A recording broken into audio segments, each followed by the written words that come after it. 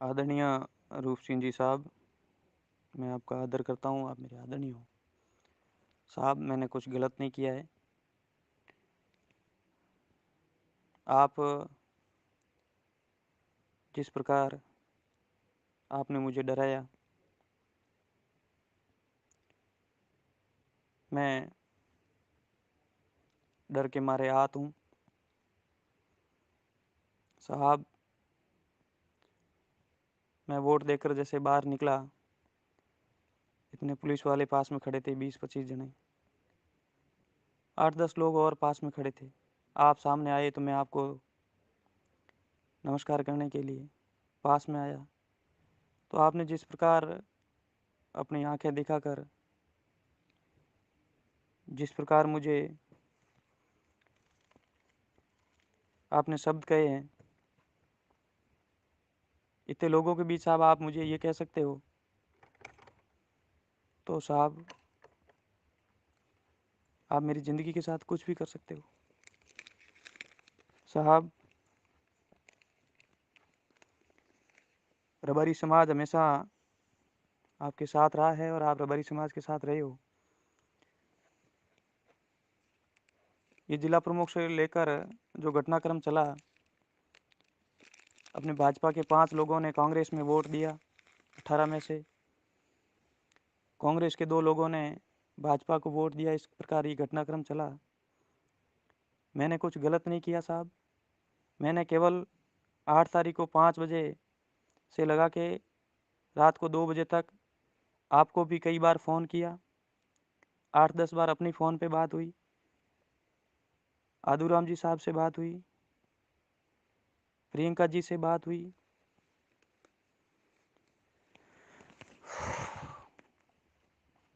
काफ़ी लोगों से बात हुई, रूपाराम जी सारण साहब जो भी प्रधान बने, उनसे भी मैंने उस दिन बातें की। राजा राम जी भादू साहब से मैंने बातें की। गद्दार आदमी साहब वो होता है जो साथ में रहकर धोखा करता है। साहब, मैं रबारी का बेटा हूँ और रबारी कभी गद्दारी नहीं करता है साहब। मैंने आपको पहले फ़ोन करके कहा कि साहब मेरी ये मांग है, और साहब इसमें मैंने क्या गलत किया? हक मांगना सबका अधिकार बनता है। उसके उपरांत भी मैंने बाबूजी पारसराम जी महाराज जी का फ़ोन आया था, केला जी के पीए साहब से बात हुई, तो उस समय मैंने कहा उनसे बोलो बात करें। पार्टी के प्रत्येक व्यक्ति से मैंने संपर्क किया। हक मांगना सबका अधिकार बनता है रूप सिंह जी साहब। मैंने मेरे हक के लिए आपसे बात की। हर व्यक्ति करता है साहब, इसमें गद्दारी नहीं होती है। और यदि मैं गद्दारी करना चाहता तो मैं सामने वाली पार्टी से हाथ मिला के आपके साथ खड़ा रहकर मैं छल कर सकता था, आपके साथ धोखा कर सकता था, लेकिन वो हमारे रबारी समाज के खून में नहीं है ऐसा। फिर भी साहब मुझे जिस प्रकार धमकियां दी गई, मुझे डराया गया, धमकाया गया, तो मैंने जिस व्यक्ति की शरण में गया उसने शरण दी, और मैंने उनको स्पष्ट बोला कि मैं आपको वोट दूं या नहीं दूं ये मेरे ऊपर निर्भर करता है। मैं डरा हुआ आया हूं, मेरी रक्षा करो। जिस प्रकार मेरे को बुलाया जा रहा था कि आप उस लोकेशन पे आओ, उस दिन 8 तारीख की रात की बात है साहब। सबसे बात हुई, अलग अलग लोगों के फ़ोन आए कि आप उस लोकेशन पर पहुंचो, आप उस लोकेशन पर पहुंचो। मेरे साथ उस रात को कुछ भी हो सकता था। इस बात को आज मानने को कोई तैयार नहीं होगा। वो आप बीती जिसके ऊपर बीतती है वो ही कह सकता है। साहब, मैं तो मेरा आपसे इतना ही निवेदन है कि यदि एक वोट से हार जीत होती तो आप ही वोट का ठीक रहा, मेरे ऊपर फोड़ सकते थे। अब 5-5 वोट भाजपा के, 2 कांग्रेस के इधर उधर हो सकते हैं। 16 और 21 का अंतर रह सकता है। तो साहब इसमें मैं कहाँ गलत था? उसके उपरांत भी आपको लगता है कि मैंने आपके साथ गलत किया है, तो आप मुझे जो दंड दोगे मैं सहन करने को तैयार हूँ। लेकिन साहब, बिना फालतू जिस प्रकार मुझे धमकियाँ मिल रही है, मुझे डराया जा रहा है, धमकाया जा रहा है, मेरा अपहरण की, मेरे मारपीट की, मेरे ऊपर फायर करने की, तमाम प्रकार की जो आज सोशल मीडिया पर बातें हो रही है, साहब ऐसा मैं गद्दार नहीं हूँ, ना मैंने गद्दारी की है। पार्टी से आप भले ही पार्टी मुझे निकाल सकती, लेकिन मैं पार्टी के साथ था और भारतीय जनता पार्टी के साथ रहूँगा। मेरे राजनीतिक कैरियर एंड हो सकता है, मुझे राजनीति नहीं करनी, कोई बात नहीं, लेकिन मैं किसी अंधे पार्टी में कभी नहीं जाऊँगा। साहब ठीक है, कोई बात नहीं, मर्डर भी हो जाएगा तो ऐसी कोई बात नहीं, मर जाऊँगा तो मर जाऊँगा, सच्ची बात करके मर रहा हूँ। साहब उनसे पूछो जो साथ में आपके खड़े थे, धोखा किया, और आपको तो पता था कि ये चला गया सामने, लेकिन मैंने वहाँ जाकर भी वोट किसको दिया वो मेरी आत्मा जानती है।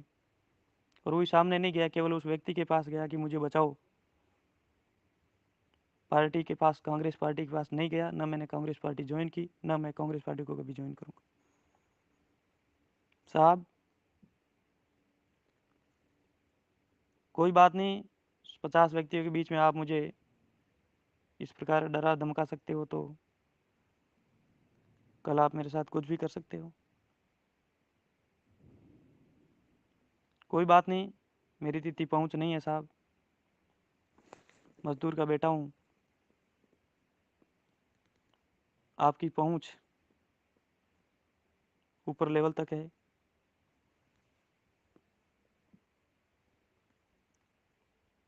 मैंने कुछ गलत नहीं किया है। बाप जी पारसराम जी महाराज जी से आप बात कीजिए, उनको मैंने सब बात बता दी है, उससे बड़ी तो कोई बात होती नहीं है। उनका भी फ़ोन मेरे पास आया था, तो मैंने उनको बताया कि मैं गलत नहीं हूँ और ना मैंने गलत किया। फिर भी साहब कई लोगों के मेरे पास फ़ोन आ रहे हैं वाया मीडिया, मुझे ऐसे सुनने में आया है कि समाज के लोगों द्वारा ही आप उनको सिखाकर मेरे साथ कुछ भी करवा सकते हैं तो करवाओ, और समाज के लोग भी मेरे साथ कर लेंगे तो कर लेंगे, कोई बात नहीं। ज़िंदगी है साहब, मेरे तो उतार चढ़ाव आते रहेंगे, मारपीट होगी तो सहन करना पड़ेगा, क्योंकि मैंने गद्दारी नहीं की, मैं भोला आदमी था। मैंने आपको सचेत कर दिया कि साहब मेरी ये मांग है, और वह मांग बोलते ही वो मेरे उल्टी पड़ गई। राजनीति में ये सब ऐसे होता है तो सीधा आदमी पार नहीं पड़ता है। राजनीति करनी, जो जिस लोगों ने दांव खेला है, गद्दारी तो उन्होंने की है, वो तो गलत नहीं है, बस शंकर आपकी नज़रों में आ गया क्योंकि उसने आपको ये बात बता दी कि मेरी ये मांग है, आप पूरी करो। खैर साहब कोई बात नहीं, मरवा देना।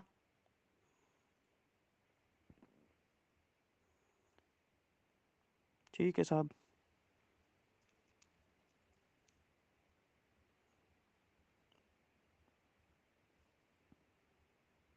जिस प्रकार धमकियाँ ये आ रही है, आएगी आएगी। खैर उसी जी साहब, जो भी आपको उचित लगे वैसा करवा देना साहब, मैं गलत नहीं था, आपको पुनः कहता हूँ।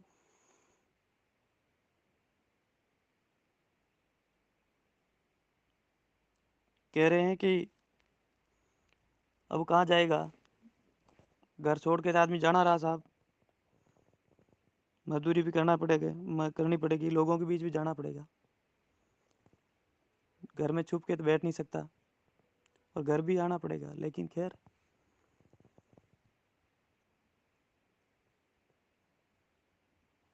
साहब धन्यवाद, जो आपको उचित लगे कर देना मेरे साथ।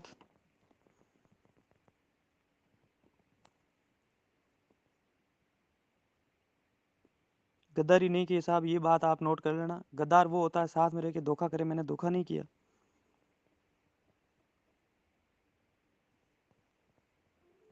यदि एक वोट से आपकी हार जीत होती तो मैं जरूर, आप मुझे दोषी बना सकते थे। 5-5 वोटों का अंतर रहता है साहब। और मेरे एक को टारगेट किया जा रहा है क्योंकि मेरे पास वजूद नहीं है, न तो मेरे राजनीति में कोई आगे पीछे है, न ही परिवार में कोई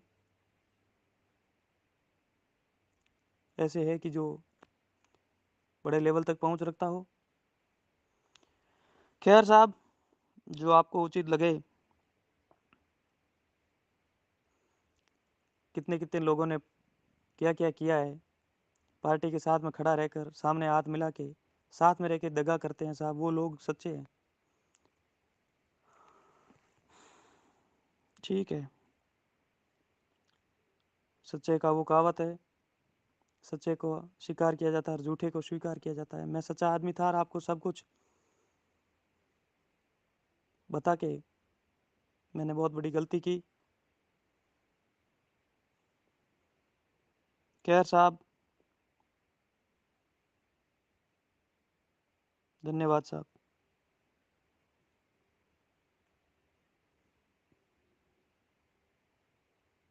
मैं घर में,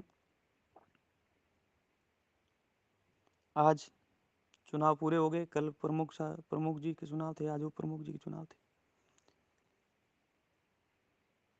हमेशा तो मैं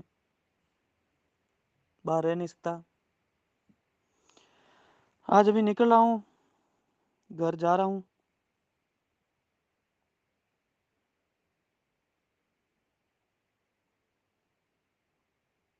जो होगा देखा जाएगा, और क्या करें। बड़ी ताकत मेरे साथ कुछ भी करवा सकती है। मेरी तो न तो कोई औकात है, न मेरी पहुँच है, न मेरे परिवार की कहीं बड़े लेवल तक पहुँच है।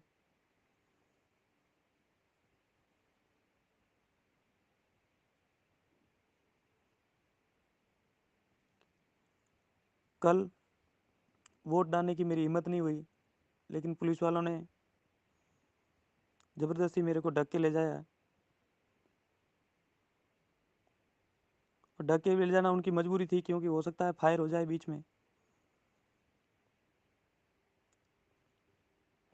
इतना बड़ा मैंने क्या दोष किया कि फायर जैसी मेरे ऊपर नौबत आ गई। खैर साहब,